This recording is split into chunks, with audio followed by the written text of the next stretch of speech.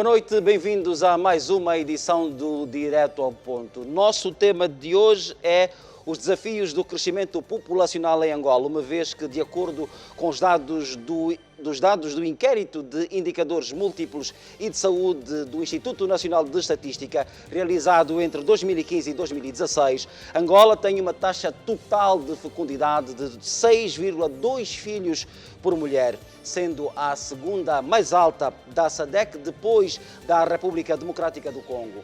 Com base nestes dados, o nosso país deve atingir ainda este ano mais de 33 milhões de habitantes, dos quais 64% terá menos de 24 anos. O facto é que isto tem sido encarado como um problema. Daqui a pouco vai saber porquê.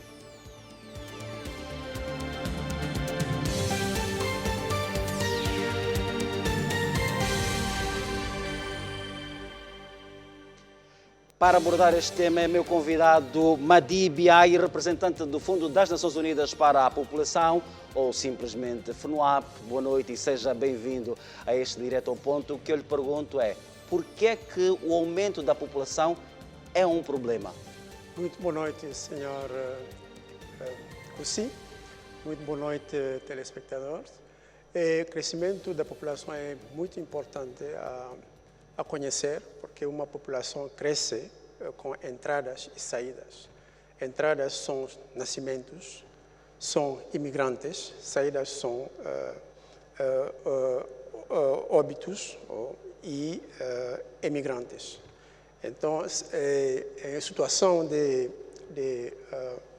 Angola, que a taxa de fecundidade, como foi mencionado aqui, é muito elevada, é 6,2 crianças por mulher durante a vida da reprodução. Isto é uma coisa boa? É muito boa, é complexo, porque Por quê? A população deve crescer sempre. Quando a população cresce, é verdade que há mais pessoas, a alimentar, mas também há mais pessoas que são dispostas a produzir. Então, depende de condições, que se condições são favoráveis, condições são todas juntadas, porque essa população nasce em boas condições e também encontra boas condições para estudar e para trabalhar, etc. Então, pelo que diz e pelo que vemos, isto não é só um problema de Angola, é também de outros países. Nós temos, neste aspecto, uma realidade diferente, por exemplo, da europeia, que se confronta com o envelhecimento da população. A África e Angola, em particular, está com um problema de aumento desta população. Não, comparando aos países desenvolvidos, países europeus, é que nossa população é jovem, eu posso dizer mesmo bastante jovem. Bastante jovem porque, em termos de proporções, há mais crianças proporcionalmente que pessoas que são em idades mais adultas ou idade de idosos. Mas esse é geral para quase todos os países, sobretudo da África subsaariana. Mas o que é importante anotar aqui, como foi mostrado nesse gráfico, é aqui tentamos classificar países em função de abertura dessa janela de oportunidade demográfica, porque o país aproveita para realizar o que chamamos aqui o dividendo demográfico, que vamos falar mais tarde. Então, países são classificados em função de taxa de fecundidade, essa é a primeira linha, e você vê que Angola está no lado direito, onde a fecundidade são maior de 4 crianças por mulher. E outros países que em África que têm entre 2 e 3 crianças por mulher são na linha 4. Estou a notar que, em vez de Mauritânia, é Maurícias. Ilhas Maurícias. Maurícias, Marrocos, Seychelles e Tunísia são países que conseguem, com planeamento familiar, reduzir um pouco o número de crianças por mulher para reduzir pressões sobre necessidades nos setores sociais. O que é que influencia essa taxa de fecundidade? Taxa de fecundidade, é claro, fecundidade se faz entre homens e mulheres, o casal.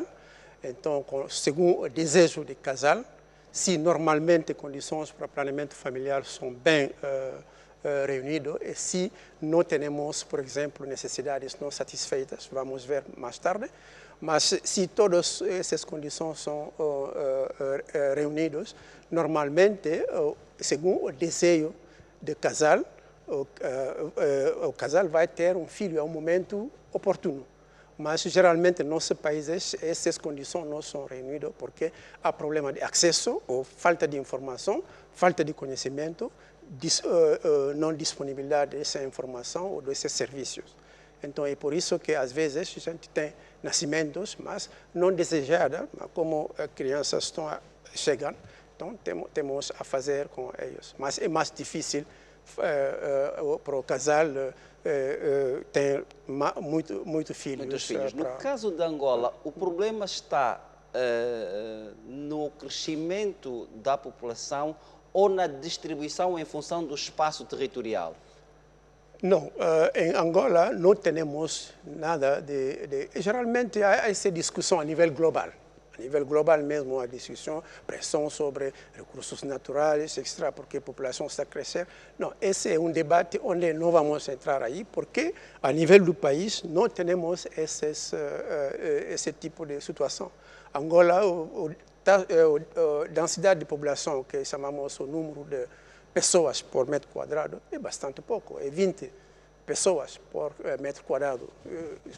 Exatamente, e nós olhamos aqui, por exemplo, para este slide e vemos que, por exemplo, Luanda tem 369 habitantes, 370, se quisermos ser números redondos. Habitantes por metro quadrado. Exatamente, temos mais do que 5 ou 6 províncias para absorver a população de Luanda. Até que ponto é que, se houver uma melhor redistribuição da população, esta pressão sobre as infraestruturas, sobre os serviços, não diminui e o crescimento da população deixa de ser um problema?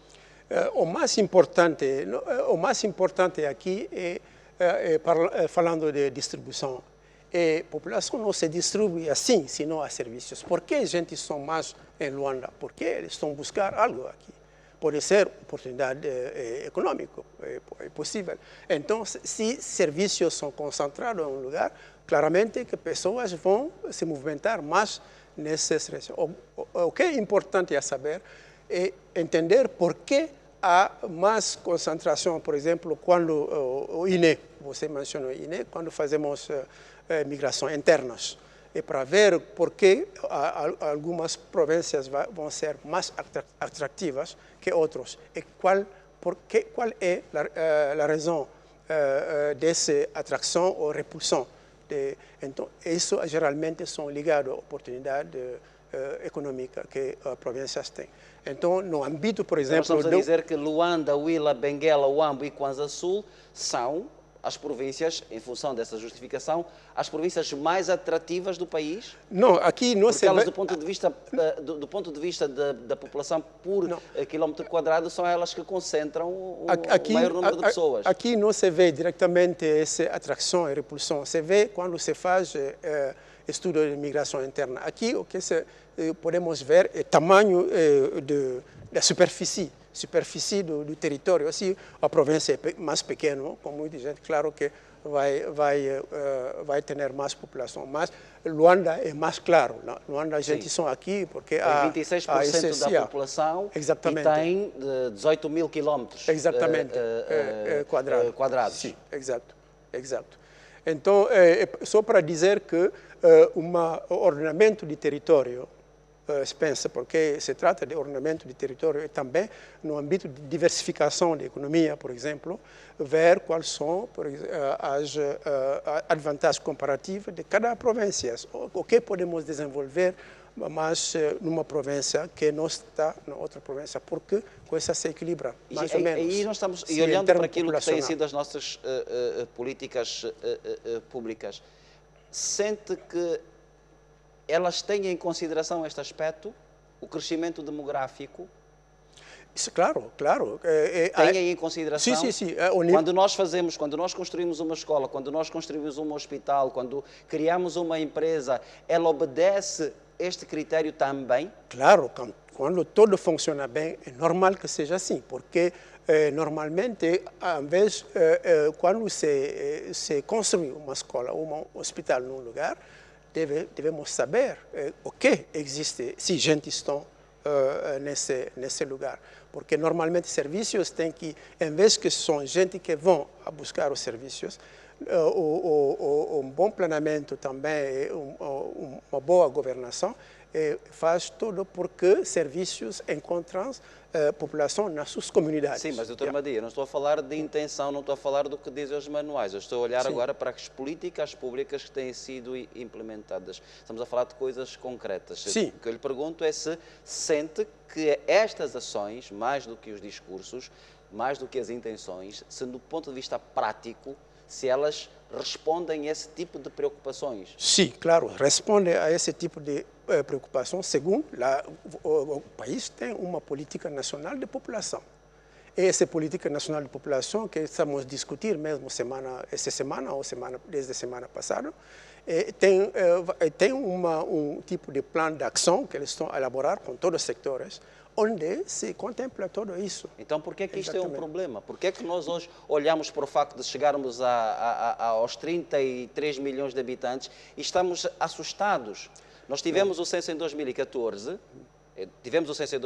e apontava para uma população que rondava os 24 milhões de habitantes. E naquela altura já se sabia, era possível prever o quanto é que nós iríamos crescer chegando a 2021. Mas hoje me parece que estamos surpresos com o facto de podermos chegar aos 33 milhões de habitantes e sendo que 64% deste crescimento vai incidir em pessoas com os 24 anos. Sim, claro. Porque... qual é a surpresa? Qual é o susto? Não devia ter susto. Devemos ter bem preparado, entender bem por quê. Entender por quê, você já mencionou isso, porque essa base dessa pirâmide é larga aqui, porque há muitas crianças. Então, devemos saber, essas crianças, como você estava a falar, planificação familiar, planeamento familiar é muito baixo aqui. Só 13% das mulheres em união utilizam contraceptivos. Sim, mas nós, olhando para a nossa realidade, e Angola enquadra-se no contexto de países africanos, portanto, há aqui um conjunto de situações que são padrão. Ter filho é, por exemplo, sinónimo de riqueza. Sim, claro. Claro, penso que em todo contexto, normalmente, ter filho, quando esse filho é desejado, exatamente, é uma riqueza, é uma boa coisa. Mas se há também, ao mesmo tempo, mulheres que querem planificar, mas não podem, porque não têm acesso, esse vira um problema. É isso que estamos a falar. É isso que cria esse tipo de situações. Por exemplo, eu penso que dados vão mostrá-lo. Essa base, normalmente, é isso que significa, porque Angola, quando vemos, não há realmente uma diminuição da taxa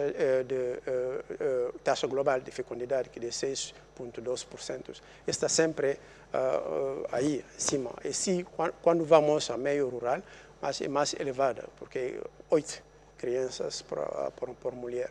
Então, capacitar essas pessoas, casal, porque é um problema de casal, homens como aliados, capacitar mulheres, empoderar mulheres para que elas tenham informações, porque mulheres também que começam a ter filhos desde a idade de adolescência até, não vai ter tempo a se realizar. Os homens não precisam dessa capacitação? Sim, é isso que estou a dizer. Está a incidir na capacitação, na formação, às mulheres. Os homens não? Não, sim, mulheres, homens, sim. Homens são aliados nesse, porque filhos se fazem a dois.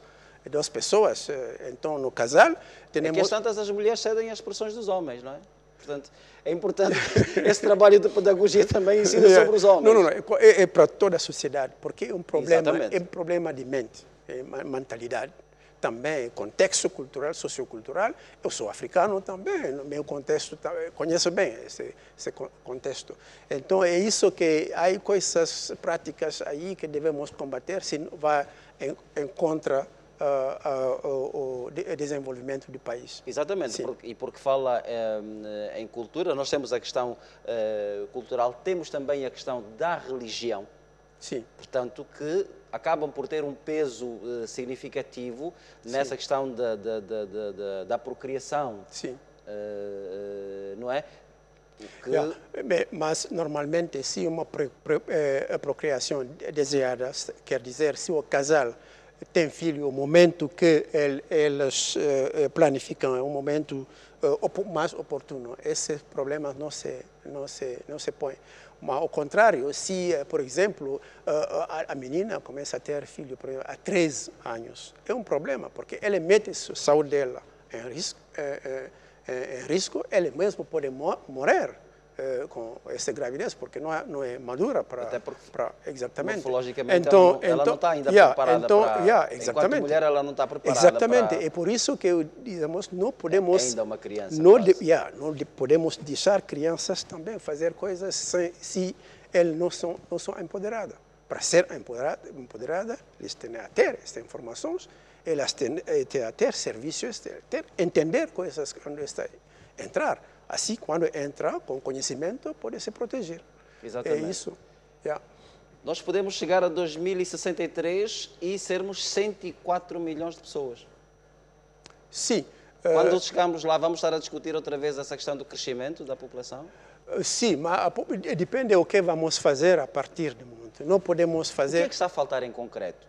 O que é que não foi feito para que hoje nós não tivéssemos a discutir esse tema? O que falta é o que sustenta essas projeções, o que sustenta esses dados, porque vamos chegar aí, é isso que vai determinar, é o movimento da população. O movimento da população é fecundidade. Fecundidade, como eu explico, nascimentos, mortalidade extra. Fazemos muitos esforços, o país faz muitos esforços em reduzir a mortalidade. Quando a mortalidade se reduz bastante, a natalidade fica arriba. Claro que a população vai aumentar. Então, é isso que está a acontecer aqui. Então, o que necessita fazer é simplesmente permitir aos casais, por exemplo, casais, de entrar na constituição de suas famílias com o número de filhos que eles querem. Uma família que quer 5 filhos pode fazer 5 filhos, mas planificar-o bem, porque não impede particularmente a mulher se afastar completamente de contribuição à vida socioeconômica. Porque uma mulher que faz filho cada ano, por exemplo, cada 2 anos, tem mais chance de não estudar, mais chance de não ter um bom emprego, e mais chance também de não contribuir bem. É isso que este slide nos... Esse slide, exatamente, esse que sustenta exatamente o que estou a dizer. Das práticas que chamamos práticas nocivas. Por exemplo, 30%, um terço, de cada menina de mulher se casa antes 18 anos. Mas se se casa antes de 18 anos, começa a fazer filho antes de 18 anos, quando vai ter tempo a fazer outras coisas? Estudar, por exemplo. Sabemos que para estudar... Até porque quem casa, quer casa e depois faz filhos. Filhos, sim, exatamente. Porque de pré-escolar à universidade, quando terminamos a universidade, é 23, 25 anos. Exatamente. Então, é por isso que não é bom se casar tão cedo. E aí também, o que é muito mais importante, por exemplo, esse 38%. São 38% de mulheres que querem fazer planificação familiar, que não têm acesso à planificação familiar. Então, essas mulheres têm necessidades não satisfeitas. É mais importante nos adolescentes, vamos ter aqui, temos aqui no país, por exemplo, 30%, um de cada 3 meninas, por exemplo, de 15 a 19 anos, que já entram na maternidade. 29% já são mães. Adolescentes, porque são adolescentes, 15 a 19 anos. Então, são essas coisas que contribuem muito. Por exemplo, aqui estamos vendo essa base mais largada de pirâmide etária. Então, isso significa que, para me resumir rapidamente, se essas meninas, essas mulheres são empoderadas, capacitadas, etc. Empoderadas quer dizer esse casamento infantil. Mesmo se se faz na cultura, não é boa prática. Então, na cultura, na tradição, coisas que não são boas, eu se chego hoje no Quimbo e digo isso ao Soba, digo isso a uma família, eu corro o risco de ser apedrejado. Será este o momento oportuno? Eu vou para as zonas interiores e vou para esta conversa, levo esta conversa. Olha, vocês precisam de repensar, precisam de planear. Se calhar não é este o melhor momento para fazerem filhos. Se casaram agora, esperem um bocadinho. Levo esta conversa, eu corro o risco de não ser compreendido. Porque a abordagem não é muito assim. A abordagem como vai ser a abordagem? A abordagem é quando se sensibiliza uma população, se vê, tentamos estudar qual é o impacto de essas práticas na sociedade. E quando isso se vê, vamos encontrar que há mortes maternas. Como evitar, vai haver situações onde jovens ou adolescentes morrem porque eles querem no parto. Para evitar a gente entende melhor. E também não é impedir, como estou a dizer, o casal para ter o número de filhos que eles quiserem. Eles podem ter filhos, mas não é sem planificar. De qualquer maneira. Exatamente. Por exemplo, se o casal não está pronto economicamente falando, não está pronto, eles podem dizer, ok, vamos esperar um momento bem determinado. Como atualmente com Covid, situação de Covid, como surpreende toda a gente, né? Muita gente que tem capacidade, que tem conhecimento, informações, planificaram. Se eles devem fazer filho, ou bem, às vezes mesmo se casar, se planificaram. Está certo. Doutor Madi, o separador indica-nos que temos que fazer um curto intervalo. Vamos voltar na segunda parte com este tema. Ótimo. Madi Biaye é o meu convidado para este tema sobre os desafios do crescimento da população em Angola. Ele é demógrafo, é o representante do Fundo das Nações Unidas para a População. É com ele que nós vamos discutir, vamos conversar, melhor dito, até para lá das 21h45 sobre este tema. Eu conto consigo na segunda parte deste Direto ao Ponto.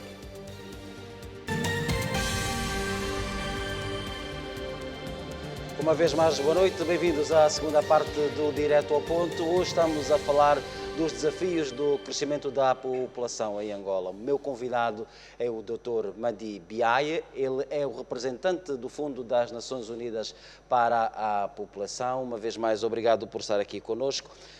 Nós terminamos a primeira parte e falávamos sobre a necessidade de as famílias, a sociedade de se organizar e preparar o crescimento, portanto, o aumento do seu agregado familiar. O que eu lhe pergunto é, vindo de um período negativo em termos de crescimento económico, qual é o impacto que este crescimento pode provocar a nível da sociedade, a nível dos diferentes setores da sociedade? Já explicou um pouco, falando de, por exemplo, crescimento populacional e crescimento econômico, a relação. Eu explicou que é uma relação complexa, porque há muitos atores, há ambiente também sociocultural e político também que deve contribuir porque todos vão em concerto. Então, isso significa que o mais importante aqui é a população deve crescer, normalmente, sempre, não há problema, não é um problema que estamos a falar, mas o crescimento rápido da população.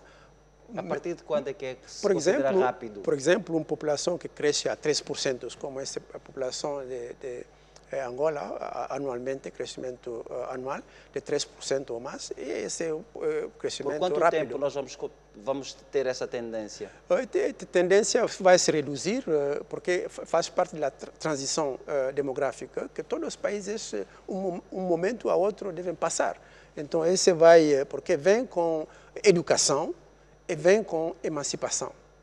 É por isso que nós digamos sempre que esse processo de transição demográfico mesmo, geralmente, é um processo educativo e também um processo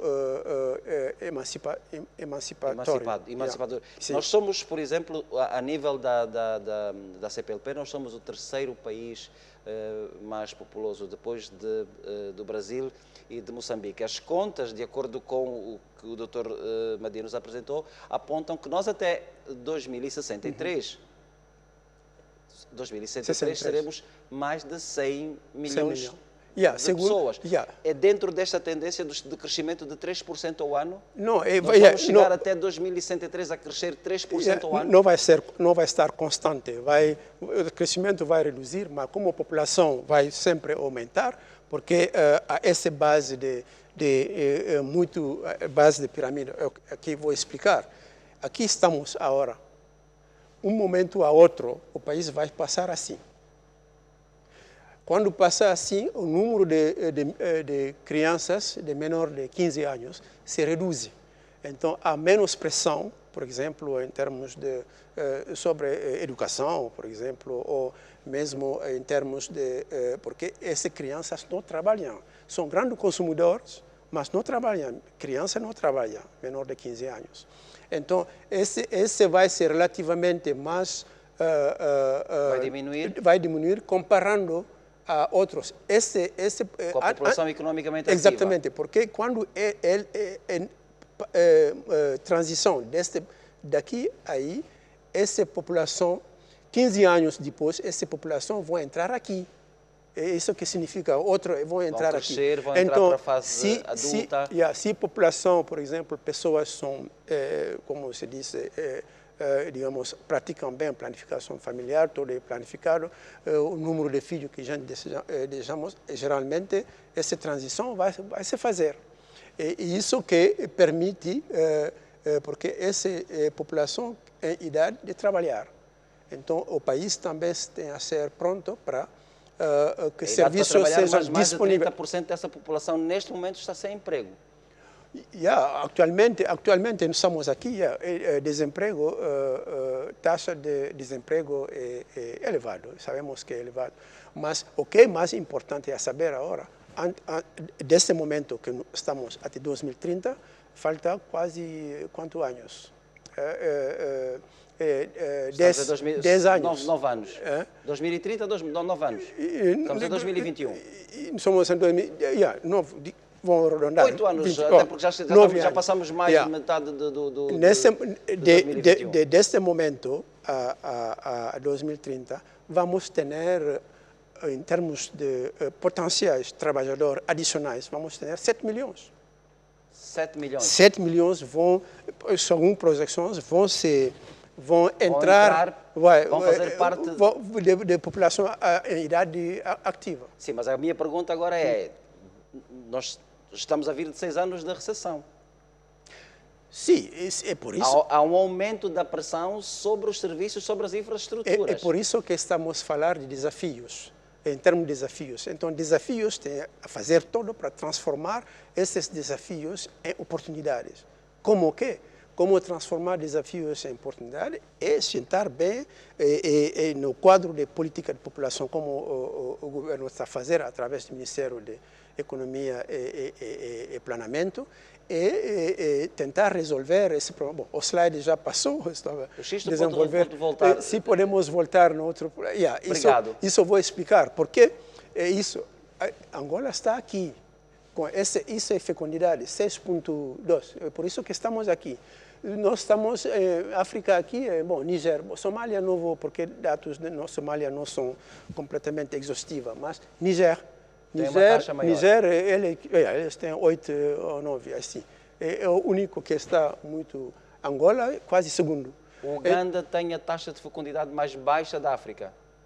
Não. Eles estão, não, mais baixas são eles. África do Sul. Não, é África são do Sul. eles. Aqui, mais baixa, Maurícios, não é Mauritânia. Maurícios. Ok. Ilha Maurícios. Isso é Ilha Maurícios. Cabo Verde, eu estou a lembrar, por exemplo, em anos 90, estamos 4 e tal. Estamos aqui, então eles estão aqui. É por isso que aqui, todos os países que estão aqui, a janela demográfica de oportunidade para aproveitar o dividendo demográfico é aberta.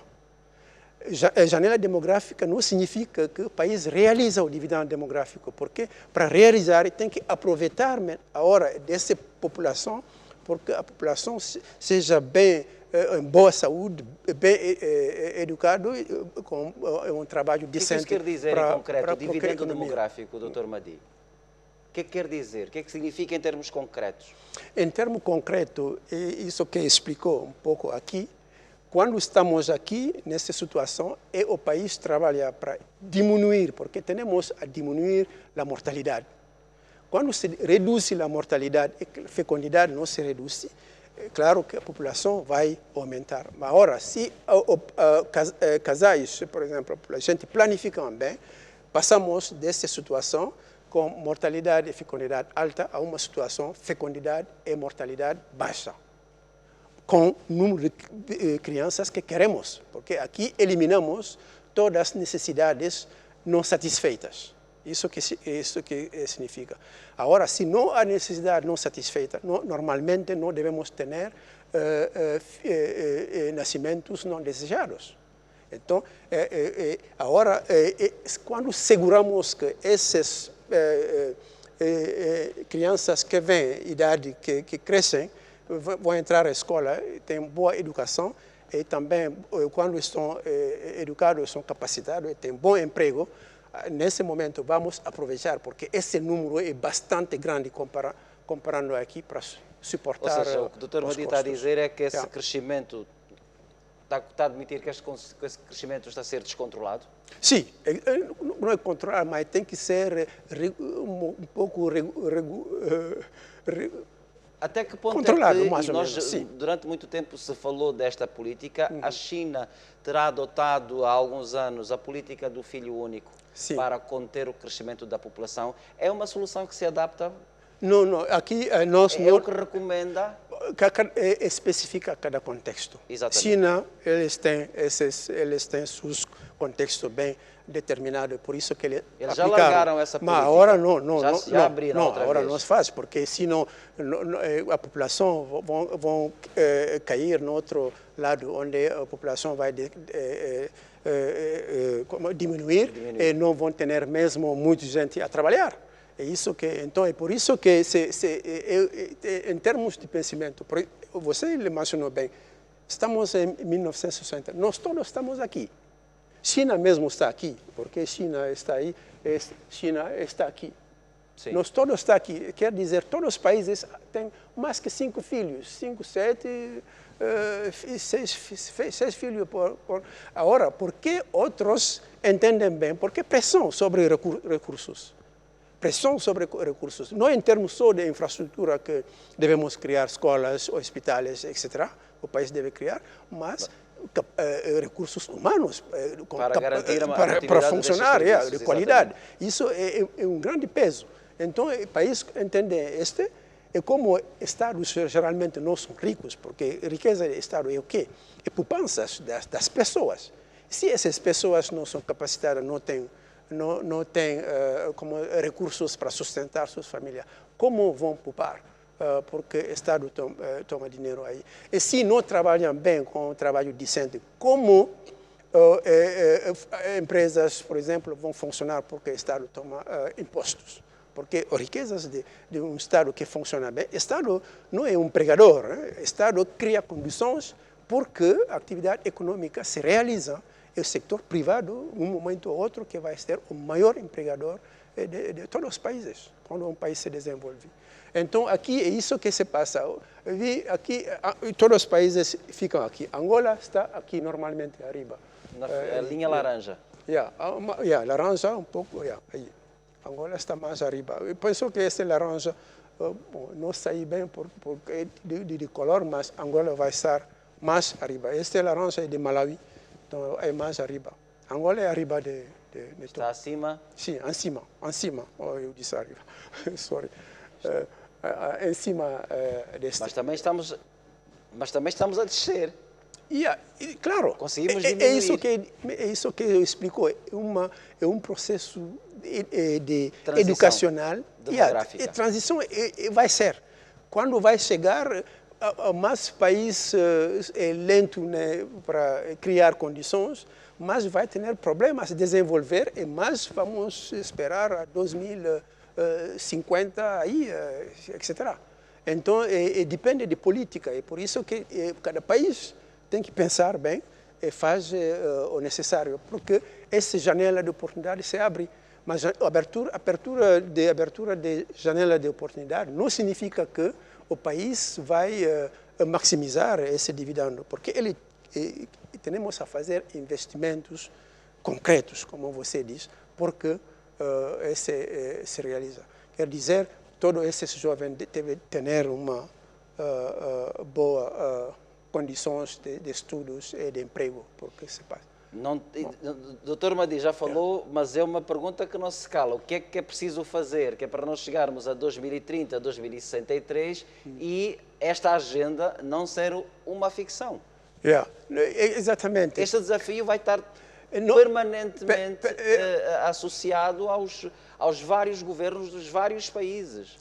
Eu defendo sempre que essa agenda não é uma ficção. A agenda Existem condições objetivas que é para... Sim, não é uma ficção, essa agenda é um sonho. É um sonho, a agenda, por exemplo, se eu falo de agenda 2063, vamos falar de 2030, 2063, que é a agenda da União Africana, projetamos nós a partir de 2013, porque pensamos a partir de 2013, 2013 a África União faz 50 anos de aniversário. Então, 50 anos depois, onde vamos estar? É o sonho de por exemplo, um adolescente que se diz, bom, quando vou ser idoso, o que quero ver? Então, é isso que nós pensamos que deve ser concretizado na Agenda 2063. A Agenda 2063 está bem em caminho, mas os países, agora, o que estamos a fazer é sempre, quando planificamos, tem que ter conta o plano de ações, porque há de 10 anos, plano decenal de ações dessas Agenda 2063. Estamos a implementar o corrente que vai terminar no próximo ano e depois vamos entrar no segundo 10 anos, até chegamos a 2063. Então, 10 anos, vamos ter 5 vezes 5 planos decenais durante esse período. E se falamos de Agenda 2030, as duas agendas são completamente interrelacionadas. Em termos de indicador, por exemplo, Objetivo de Desenvolvimento Sustentável, eles são completamente alinhados, completamente. E todos os países, esta vez, trabalham particularmente este país mesmo, porque somos testemunhos todos nós estávamos com toda a agência do Sistema das Nações Unidas e outras agências, sociedade civil, todos trabalhamos sobre essas agendas.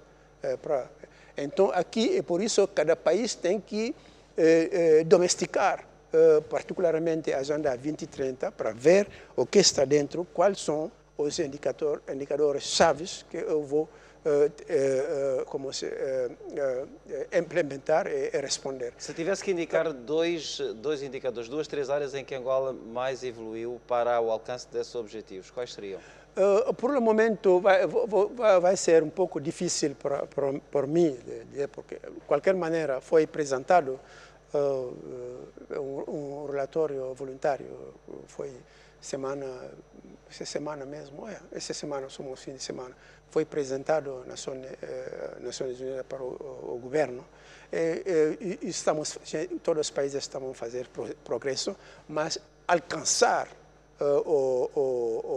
objetivos, como está escrito, esse é um grande desafio, sobretudo condições que estamos falando. É por isso que digamos que temos a resolver esses problemas, porque transformamos desafios em oportunidades e que, pelo menos, fazemos um grande progresso para alcançar desses objetivos. Qual é o contributo do Fundo das Nações Unidas para a população, para o alcance desses objetivos? Bem, sim, estamos a fazer muitas coisas. Nós, o Fundo das Nações Unidas para a População, temos geralmente 3 objetivos até 2030, particularmente, que queremos ver, que chamamos objetivos transformadores. Para Angola? Para todos os países onde intervemos. E particularmente para Angola é muito pertinente, para Angola, sobretudo países africanos em geral. É ter zero, quer dizer eliminar mortes maternas, evitáveis. Porque uma mulher não deve morrer quando normalmente dá filho. Para eliminar essas mortes maternas preveníveis, mulheres temos a criar condições que esse empoderamento que estou a falar, porque a gente não tem filho quando eles têm 12 anos, por exemplo, e também tem que disponibilizar todos os serviços e informações, porque a gente mesmo, quando eles estão normalmente, fazem consultação pré-natal, seguimento, etc., porque condições sejam reunidas. Segundo, queremos eliminar violências baseadas sobre gênero, porque violência também cria violência sexual, por exemplo. Normalmente falamos, portanto... Não é só física, também é sexual. Física e sexual. Vemos porcentagem como é tão elevado. Então, isso... Porque esse também resulta em coisas que não é desejada. Então, temos a eliminar este. E o terceiro, queremos eliminar necessidades não satisfeitas, que estou a falar. Necessidades não satisfeitas. E quando eu disse que temos a eliminar, por exemplo, violências, incluímos práticas nocivas. Por exemplo, acabar com casamento infantil e todas essas coisas, outras práticas. Que mete a mulher numa situação que não é confortável para o desenvolvimento do país. Não sei se é possível regressar o Xisto vai nos dar? Isso, por exemplo, metemos algumas recomendações accionáveis, que são quando eu se libertar as mulheres e raparigas, em termos de empoderar as mulheres, porque eles decidem, fazem coisas que eles querem, realizam, estudam. Quando a menina vai à escola, que fica à escola para terminar o ciclo, não seja, como se diz, gravidez, grávida e abandonar a escola assim, porque se essa é a situação, a família vai ser pobre, vai criar também uma situação de pobreza que não dependente. Fica dependente. Então, se são muitos, comunidade é pobre, somos todos pobres. Exatamente. Então, é isso.